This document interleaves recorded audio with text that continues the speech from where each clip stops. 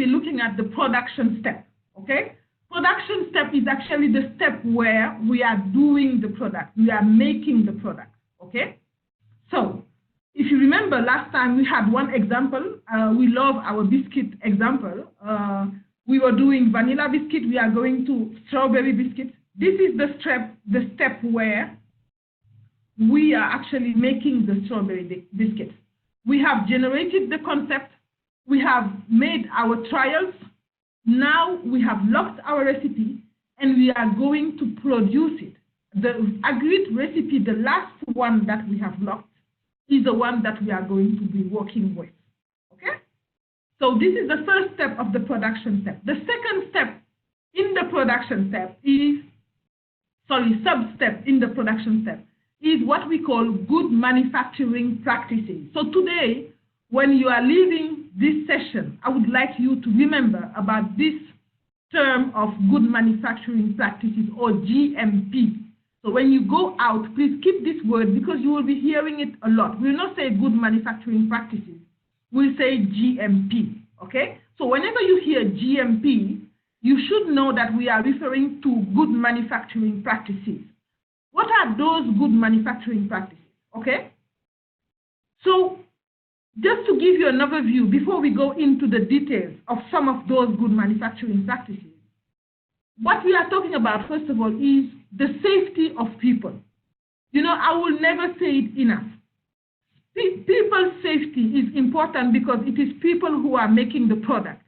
So if we harm people with the equipment, with the product itself, we will not have anybody who is supposed to do the product, okay? So making sure that people are safe is very important. And we'll see the basics things that we should put in place to make sure that people are safe, okay? Still, in this good manufacturing practice, we are talking about hygiene of people, okay? We'll see it after into details. After people's safety and hygiene, we are looking at the cleaning plan. Why do we need to have a cleaning plan? You know, people will tell you it is obvious that when you wake up in the morning, you clean your house, right? But sometimes, you know, when we make products, we don't even think of having a cleaning plan, saying that, look, in the morning, I will have to clean this part of the production unit. In the afternoon, I will clean the other part of the production unit. Having a cleaning plan with what I am going to clean, what are the tools I am going to use, how often I'm going to do that is very important, okay? So it is part of what we call GMP, good manufacturing practices. The third one is pest management. Pest management, pests are all those, you know, animals, small animals that we find usually in the food production because they are coming to get something to eat, right? So they find interest in your facilities. So they come, they are around. They are not really wanted. They are not wanted, not really wanted. They are not wanted because actually they can bring a lot of issues, especially in the food production. So you will see in the next slide how we can prevent, you know, the pests from being present in our facilities. What can we do?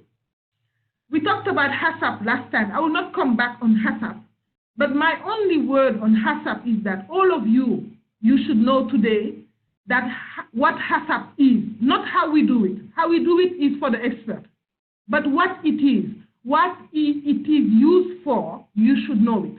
You know, when we are in a food production, HACCP is the approach that will help you get 100% food safety, meaning that anybody who is going to eat your food will not be harmed, will not be sick from eating the food. It is a very important element of food safety management. It's not the only one, but it is a very important element of food safety management, okay? Another aspect is allergen management. Allergen management, why is it important to manage allergen? Allergen, once again, for those who are not in the technical field, you know, sometimes some people are allergenic. You know, they eat a food and they have some reaction in their skin or they cough or whatever. The reason is that they are allergenic to one element in the food they have eaten. As an example, nuts. You know, nuts. Most of the nuts, most of them you have some people who are allergic to those nuts. So any food containing these nuts can harm them. Okay, they can sick from eating that food.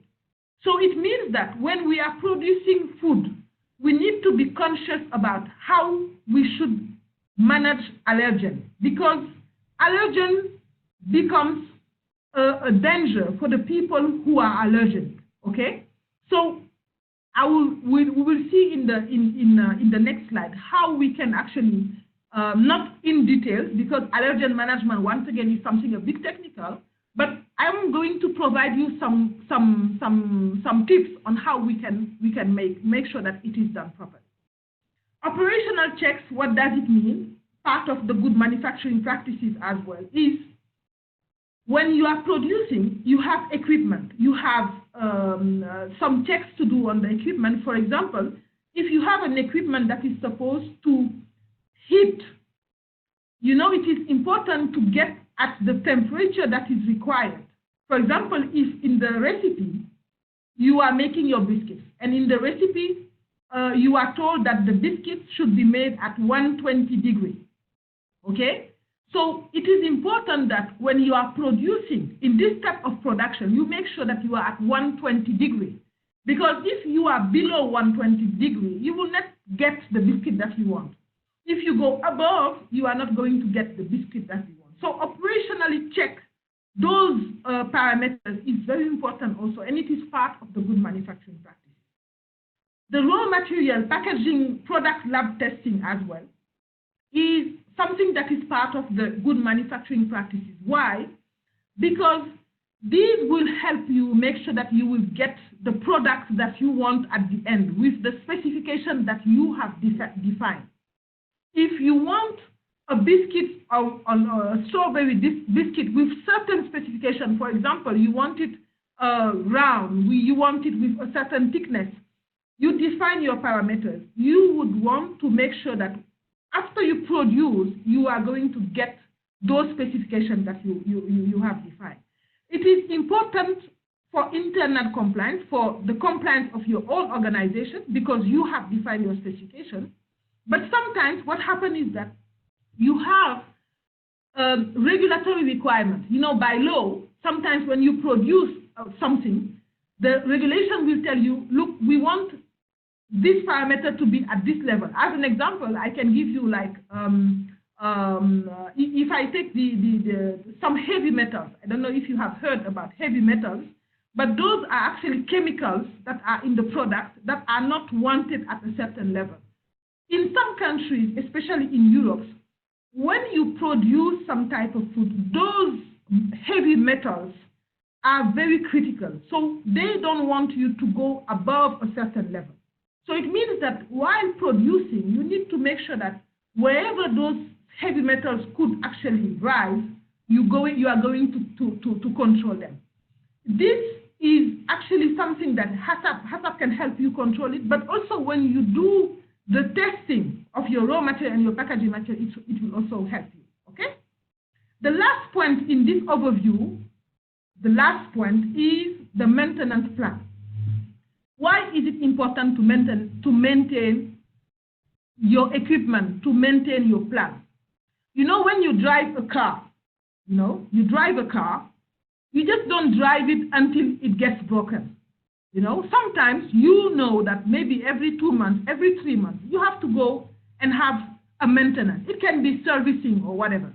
But every equipment that you use needs maintenance. If you don't do that, the equipment will not be able to give you what it is meant to, okay? So if you don't maintain your car, you might drive it for 1 year, 2 years, you don't need to maintain it. But if you don't do it properly, I can tell you that after 2 years, you will start feeling it, okay? So maintenance, preventive maintenance is important to avoid run to failure. You know, you have those in some plants, some production units. They just run the unit. You know, they have an equipment and they just run it every morning. They run until it gets spoiled, and they will all just wait for the technician to come. Meanwhile, if you have a preventive maintenance plan, you don't wait for this breakdown. you do your preventive maintenance to make sure that before you get to that level, you are taking the proper action. Okay, this is why maintenance plan is part of the good manufacturing practice. Okay, so we have a lot of elements in this good manufacturing practices requirements, but I'm just going to give you ones that I think are very important. Okay, the first one that I want to share with you is related to personal safety and hygiene. Okay, so please be with me. It is very important for you to see what I am showing you. What I'm going to show you is actually the ideal situation. Okay, I know, okay, that it's not in all the production units that you are going to get these things. But when we learn something, we have to learn what is the ideal, okay? So that sometimes we try to achieve it, okay? We do our best to achieve it. Even though we don't have 100%, we are going to do our best to achieve it. But I cannot share with you, you know, something that is just okay. So tomorrow you will go to a place and you won't know what is the ideal. This is the ideal situation when it comes to personal safety and hygiene. And again, there are a lot of elements inside, but I'm just going to share with you some of them. The first one is the workwear. As you can see in this picture, what we are trying to do with workwear is to minimize the contamination from the people's clothes. You know, you have people who are coming, for example, to produce. You know, in your unit, you have maybe 100 people producing, or sometimes you have even 5 people producing, okay? If all of them, you tell them, guys, it's okay, you can come with whatever you are wearing at home, you can come. You don't know, maybe sometimes they've not been washing their clothes, or sometimes the clothes might be contaminated from outside, and they don't even know, you know? So that is why in food production, it is important to have a workwear, a work uniform inside, so that when people come, they change themselves, the clothes that they were wearing, they will change themselves, okay, and wear this specific clothes, okay? So what I am highlighting here is what is very, very important when it comes to workwear. You have seen that they have long sleeves, okay? And please check the sleeves, how it is ending, you know, how on the arm, okay, where it is ending. Please check how it is. The reason why it is like this is that we would like to avoid, you know, some of the how do you call it, anything from the skin, okay, the hair from the skin, you know, to fall into the product. You know, some people, they have skin hair that is very, very big. So we would like to avoid this. And that is why we are trying to put, you know, these straps on the arm to make sure that it doesn't go. Once again, this is the ideal situation. I'm showing you the ideal situation, okay?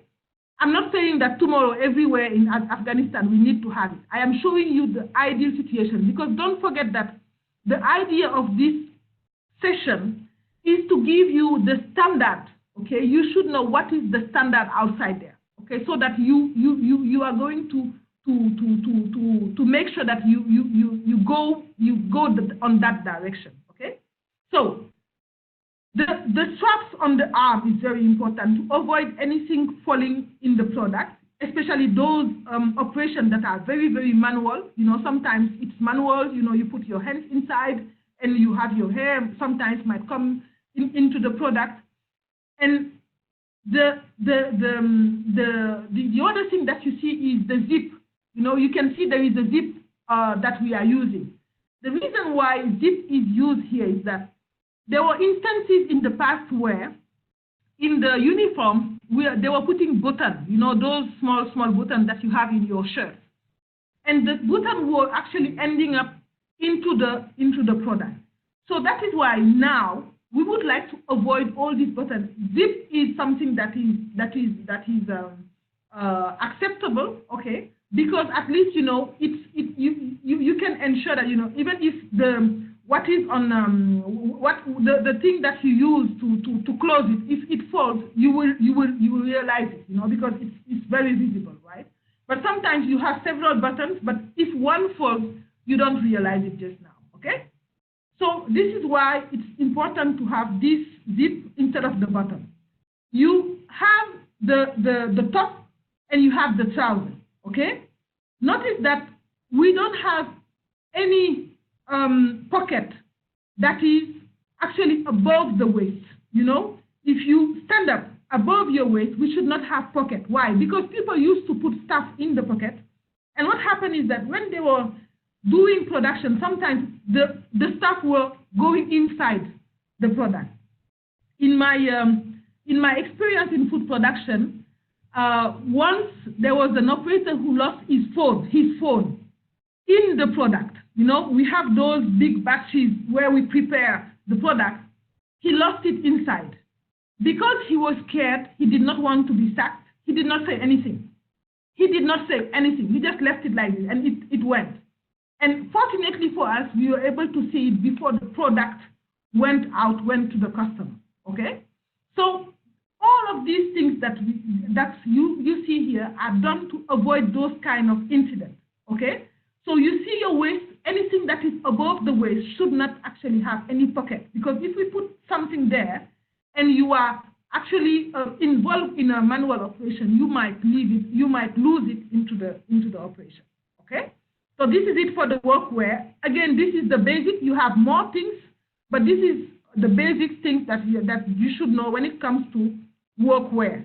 And on the top as well, just one thing, you will also notice that there are some straps for the same reason, just because we don't want anything from the body of the person to fall into the product.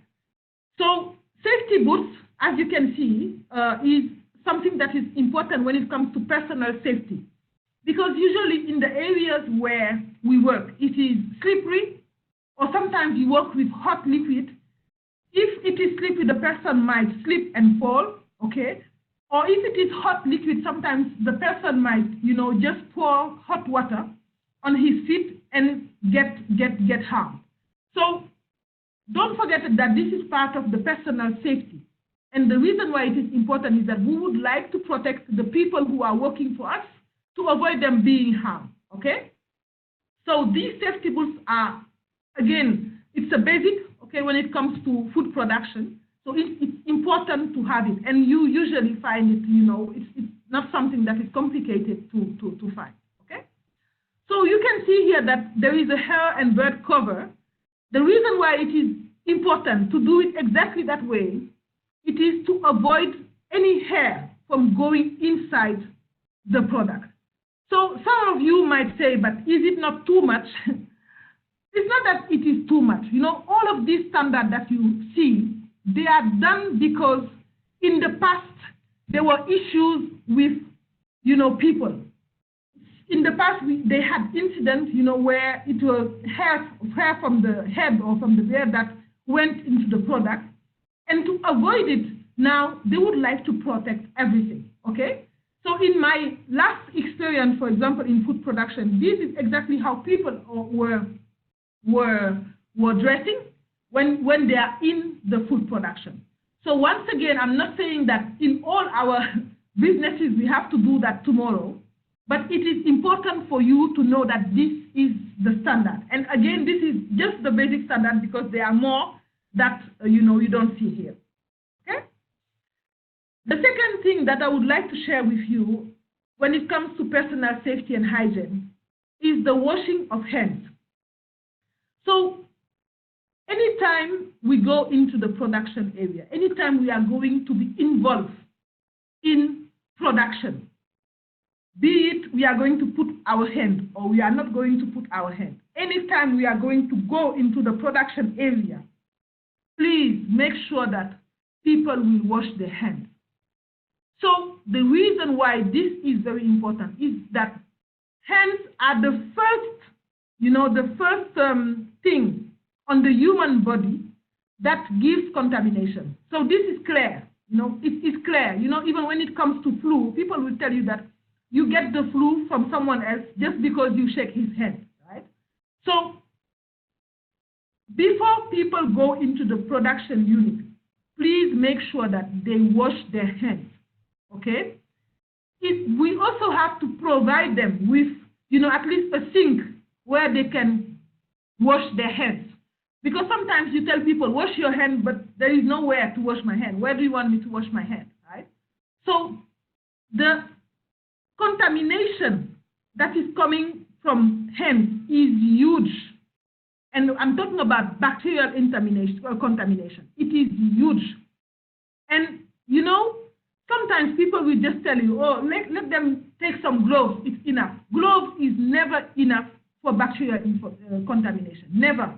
Because number one, gloves is not a best practice when it comes to good manufacturing practices, because you will be surprised to know that the part of the gloves usually goes into the product. And I'm not sure that all of us, we want to eat gloves when we are eating our food, right? So it is important to know that the best thing to protect people from hand contamination is to wash their hands anytime they are going inside. Sometimes you come in the morning to go into the production area. Please wash your hand from your house. Even if from your house you have washed your hand, no matter what, just wash your hand again. During the day, sometimes if you visit the toilet, when you are going back, please wash your hand. Anytime you go out and you are coming, you have to wash your hand, okay? Now I'm going to take my time and explain this hand washing. And this, please, I would like you to use even at home today. If you go home, please make sure that you take 2 or 3 minutes to explain to your family how to properly wash hands. Maybe you will think that, oh, this is very obvious, but I can tell you that some people, they don't know how to wash hands. And some people, they will just go into the sink, they will do something, and for them, it's done. And it's not, if you do that, it doesn't help at all. And you will think that you have washed your hand and you will put your hand everywhere. Meanwhile, you are contaminating the product, okay? Or you are contaminating your food, okay? So the first thing that you want to do when you are washing your hands is to wet your hands. Okay, you open the tap and you put water on your hand. This is number one, wet it, okay? Then you take soap, okay? You take the soap that you need, and then thirdly, you have to scrub. And this scrubbing is something that people skip. And it is the point that is important, because if we are talking about germs, if we are talking about bacteria, it is exactly on this step that you are removing the bacteria. Why? Because the foam that you are doing when you are scrubbing is what is actually taking out the bacteria from your hands. It's the foam actually. It's not the water, it's the foam. And the soap does not do anything. If you have soap and if you wet your hand, put the soap, you scrub properly, that's when the bacteria will go. But if you don't scrub it, you just take soap and that's it, you rinse, it doesn't help much because you haven't removed the bacteria properly, okay? And most of the contamination, we can check on if you want on Google, but most of the bacterial contamination are coming from the hands of people, okay? Most of them, okay? So let's make sure that we understand how these steps of hand washing, okay, and we share it across. At this step of scrubbing, at this step where you are scrubbing, please make sure that you remove, you scrub between your fingers, okay? That anything under your nail, that you remove it on top of your hand as well. Because sometimes, especially for kids, those of you who have kids will notice that the kids, they will just wash like this, they will not wash the top, okay? So please make sure that when you are doing the scrubbing, you follow all those steps that I just described, okay? Once you are done with the scrubbing, you rinse, okay, your hands. It's important to remove the soap because it is where you have the bacteria now. They are gone with the foam. So make sure that you rinse them off. You turn the tap and then you dry your hands, okay? This drying is also important. Some people, they don't bother to dry, okay? And it is another step where you can also get contamination because when it comes to bacteria, they are actually transported most of the time with water. They love anything that is wet, okay? So if you have hands that are wet, you are still prone to contaminating the product. Okay? So once again, this is important to notice whenever you visit a business. Please make sure that at least this is the minimum that they should have for them to avoid contaminating the product. Okay? Good? Very good. So this is an important element. I'm taking my time just for you to understand it and for you to make sure that you are going to share it with others. Again, you can also share it with your family because this thing can save lives. The next point that we are going to talk about is foreign body. What is foreign body? Foreign is what does not belong to something. Foreign body means something that you find in a product, okay, that does not belong in the product. So I shared with you in the first session some of the real case of foreign bodies, in food. We find it a lot, foreign bodies in food. Most of the incidents actually are coming from foreign bodies in food. So when you are in food production, you want to prevent foreign body from entering your product. Okay? So please remember, foreign body means anything that does not belong to the product. You eat your yogurt, you want to eat yogurt. You don't want to eat pieces of glass, or you don't want it to eat a fly. You want to eat full yogurt, right? So where can it come from? Let's take our time and understand where this foreign body can come from. The first one, you will be surprised to notice that it comes from equipment and maintenance tools. The equipment itself that you are using to produce, the foreign bodies are coming from there. Why? Because maintenance plan is not executed properly. Because people are not aware that if you see bolt and nut, you have to tighten it. Sometimes you just see a loose bolt, it's just there, nobody will just bother to tighten it. So it's loose and it goes into the product. Okay? So this is most of the thing that we find when it comes to foreign body from the equipment or maintenance tools. What we are coming to do, when we are coming to do maintenance, sometimes you will find some part of the maintenance tools into the product. Okay? The second one is pests. We talked about it. Those animals that are present into our facilities, we don't want them, but they are still there. So you see here flies, you can name them, mosquitoes, ants, whatever. They are not wanted, but they are here. They are here because we have not done our best to prevent them from coming. Okay? So these can be foreign bodies. These can actually be found into your product. And I'm sure all of you don't want to find, an ant or a fly into your product when you are eating. Okay? Sometimes it can also come from the raw material themselves. Sometimes the raw material that you are using, you can find, they can come with their own foreign body. And that is why, you remember, I told you, part of the good manufacturing practices is to make sure that the raw materials that you are using are actually safe for use, okay? You do your lab testing on the raw materials, or sometimes you can even require to have certificate of analysis. So those who are in quality assurance know what certificate of analysis means, but basically it is asking the supplier to actually say that, yes, my product is safe for use. So in this case, he is responsible of what he is giving you. But at least he will show you that, I have analyzed the product, and these are the results of the analysis. So you will be actually the one to decide whether you want to use it or not, okay? But best of best is to analyze the raw materials that are coming, to make some tests, okay? Before you use it, you can take a sample of raw material. You can go to the bag, you take a sample, and you see what you are getting, okay? To avoid the foreign body from coming.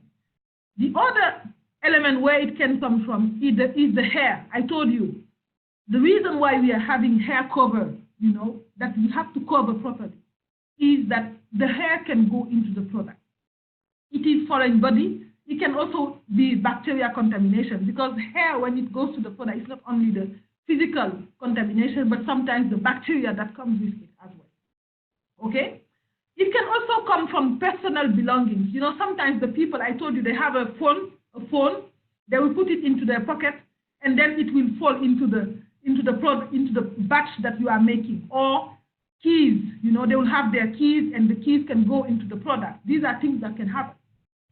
Or you have windows or doors that are made with glass. This, you find it sometimes in some food production. It is not the best practice to have glass windows or glass doors. You need to find an alternative. Okay, there is usually a material that is used in food production to avoid the glass. But if you cannot avoid it, sometimes what is requested to put a plastic film on the glass so that when it breaks, it will contain itself into the plastic film. It will not break into your product. Okay, so we'll talk about this after. The pallets, I'm sure you know the pallets. Those things that we use to transport the product. You know, sometimes when you produce, you put the pallet into the production floor to collect the boxes. You know, so that after you can take it and transport it somewhere else. Those pallets usually can be the source of foreign body because, as you can see, such pallets as well on the like the one on the picture are broken. So they are broken. So you have some pieces of wood that can go into the product. Okay. So these are things, the most common source of foreign body that you can find in food production, and that we have to avoid. Now, what can we do to avoid it? What can we do to prevent it? That's the most important thing. Number one is to make people aware, and this is what we are doing here, you know, with this session, to make people aware that, guys, be careful. This is where foreign body can come from. So make sure that you when you are going to the production, you don't bring issues into the production. Okay? So they have to be aware. Okay? And they also have to be aware that, you know, anytime there is an incident, like what I just described to you, the guy who left his phone into the food, they should say it, okay? Because sometimes people are just scared, you know, they just don't want to be sacked, so they don't say anything. So part of personal awareness is to tell them it's important to talk about those kind of incidents to avoid the issue going to the consumer, okay? Because if we contain it internally, it's better than, you know, waiting for it to go into the consumer. Okay.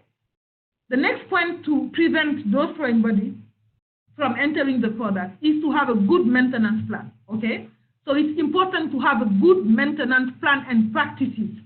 The reason why I'm talking about practices as well is that, you know, sometimes you just take anybody who knows something about the equipment and you tell him, come and maintain. The person will come, they will put, you know, those grease, oil everywhere. You know, they will just make the area so dirty. They will leave, you know, those bolts and nuts everywhere. You know, maintenance should be done by people who know what maintenance is, okay? There are some people who are trained on good maintenance practices. So you should train your people who are doing the maintenance to do the things properly so that they don't bring foreign bodies into your product. Raw material inspection and test, I have already talked about it. Appropriate workwear, I mentioned it. I told you no pocket above the waist. Above the waist, you should not have any pocket. And no button. Those buttons, we have to avoid it. I'm not saying it has to be tomorrow, but if we can avoid it, it's the best. Because you see, these buttons, if you lose them, you cannot find them into the product, and sometimes you don't even know that you have lost them. Pest management. Pests, don't remember, pests are those animals. We have to manage them. In the next slide, we see how we can manage them. Avoid glass windows or doors in production areas, or cover with a plastic film, the plastic film that you cover on both sides, so that when it breaks, because sometimes it does break, it contains into the plastic film, okay? And also, lastly, you would want to inspect your pallets, the pallets that you use, these elements to carry your food. You have to inspect them to make sure that they are not broken. And if they are broken, you have to repair them, okay?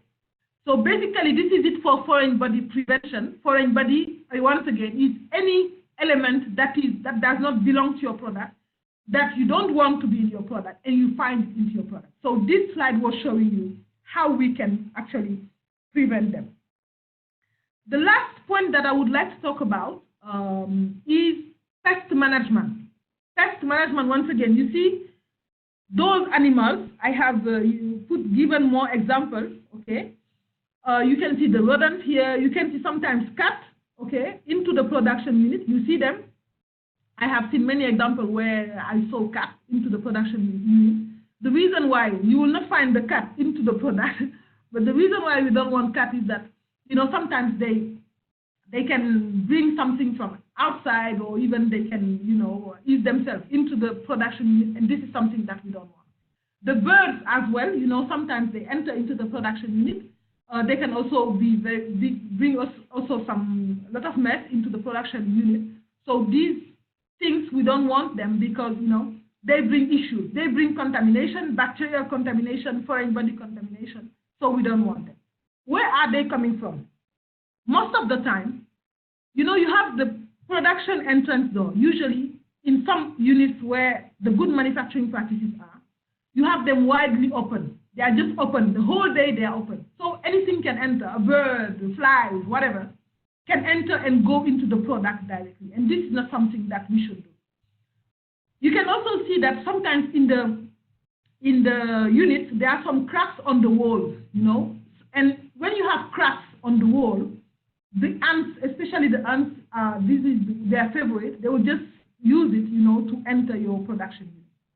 Poor cleaning as well. Sometimes you are making food. If you don't have a proper cleaning plan, you will end up with having a lot of pests into your production unit because what they want, once again, is to come and get food. Okay, you are making food, so if you don't do it properly, if you don't clean properly, they are coming actually to disturb you. Poor waste management. Sometimes you go into some units and you don't even see a waste area. Waste is just somewhere. They collect the waste and they put it somewhere. And what does this bring? It brings a lot of issues. Cats, for example, they love it. Rodents, they love those kind of things. So anytime they see a waste, especially food waste, they just go there straight and this is their favorite.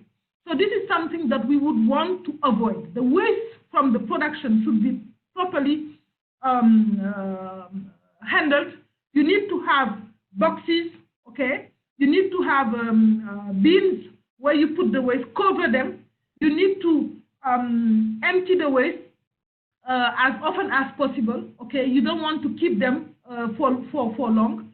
So when you do it normally in a day, you have to, actually release it to go out of your production unit, not keep it inside, okay? So basically, these are the main source of pests, and how we can prevent it is something that I'm sharing here. Once again, personnel awareness. Because if your people know that these things they can bring issues in your production, they can contaminate your product, okay? If they know, at least they will help you in the prevention, okay? They will not, for example, when they are doing the cleaning, they will be conscious that, if I don't do the cleaning well, this is what can happen. Or, for example, if you have someone who is responsible of emptying the waste bins, if he knows that, if I don't do it every day, this is what can happen, at least they will help you put the necessary practices in place. So personal awareness, once again, on good manufacturing practices is key. So training your people on the issues, explaining to them, don't do this, because if you do it, this is what we are going to get from it. You explain to them so they understand, okay? These things, you can explain them to anybody, because in our respective houses, we fight the same things, okay? We don't want the flies, we don't want this. The reason why we have them sometimes, if you really look at it, is because we are having some practices at home that are not helping, okay? So, the production entrance door, I was telling you that in some production unit, you will find the entrance door, the door from outside, from outside to the inside unit. You'll find it widely open, which is not good because you are handling food. If you cannot close it it always, you have to put these plastic straps that you see here on the picture, on the last picture on the bottom right. These plastic straps, they will help you prevent, you know, the flies, some of the like the birds, you know, they cannot go inside here. So you put it there to prevent them from entering. Okay, usually this is what we do. You follow cleaning procedure. We talked about it. Having a cleaning plan is key. You repair the wall cracks. You know, sometimes when you do your visit and you inspect and you see that there are some cracks on the wall, please make sure that you repair it. It doesn't cost much. It's just that you take a plaster and you put it there, and it will really help you. Maybe it won't be something viable, but at least, you know, if you do it like this, it will help you. And then you install what we call pest detectors or traps. For example, these light traps that you see here, this is one of the brands that is very well known. It's called Insectocutter. So usually we put it at the entrance so that when the insect will come, you know, they will just go through it because they are attracted by the light. So they will just go through it, and then you know, it will definitely kill them. So these are some of the things that you find. And then this is the bait box. You know, this is used for rodent. You know, you put a product here, and then you put it outside the production unit, not inside. You put it outside the production unit, so that, you know, you prevent those rodents from entering your production. Okay. So pest management is a topic. Once again, when you are dealing with it, please seek the advice of the expert, because pest management is not anybody who can do it. Maybe you can do it at home, but when we are talking about a production unit, you know, even if it is, you know, one room, you need people who know what is the type of product, what is the type of traps that you must use based on the type of product that you have. Okay. So depending also on the type of pests that you might have in the environment, so these people will help you, you know, put the necessary measures to prevent those pests from entering. Okay. Lastly, the last point that I would like to share with you here is something that I have developed called GMP checklist. GMP, Good Manufacturing Practices. What is it? You have a list of requirements. Okay, and these are actually requirements on the standard international level. So you can make sure that if you do this, in terms of standard, you are there.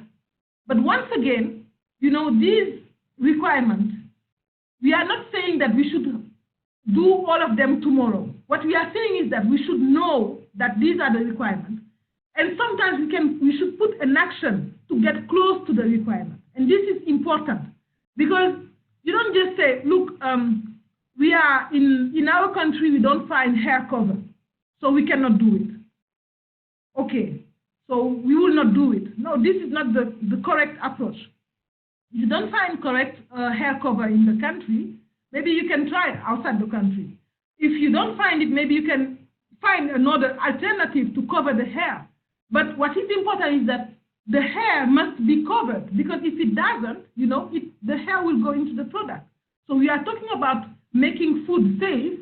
So if you are talking about making food safe, we have to know what the requirements are, and we need to get close to them. Okay, it's not because they are international standard that we won't do it because, oh, look, these are small businesses. It's not a reason.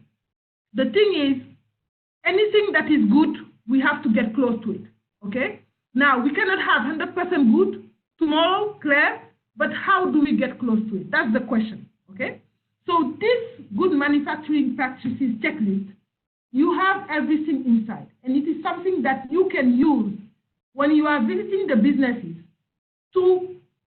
and it's good for you, because it's something that will remind you what the requirements are. You know, when you do your, for example, you go in a business, maybe it is one-room business, a small business with 5 women, you know, making jams. This will help you to know what are the basic requirements that I should be looking at. You know, some of them might not be applicable to that unit because it's too small, but most of them will be applicable. So at least you can, you know, advise them. You can tell them, look, from the good manufacturing practices, you should have a hand wash basin, a hand wash sink, and you don't have it. So if you don't have it, your people will not be able to wash their hands. So please make sure that you put in place a hand washing sink. Sometimes it's not something that are costly, it's basic things. Sometimes you can even use the actual equipment that are available in the business, and they can actually transform it to get closer to the requirement. That's the important thing. How do we get closer to the requirement? Okay. So this is a checklist, very detailed, and where you will find most of the requirement. Okay, when it comes to good manufacturing practices, you will not find all of them, because if you put all of them, it will be one that is very, very long. But I have really put here those that you will need in the Afghanistan environment.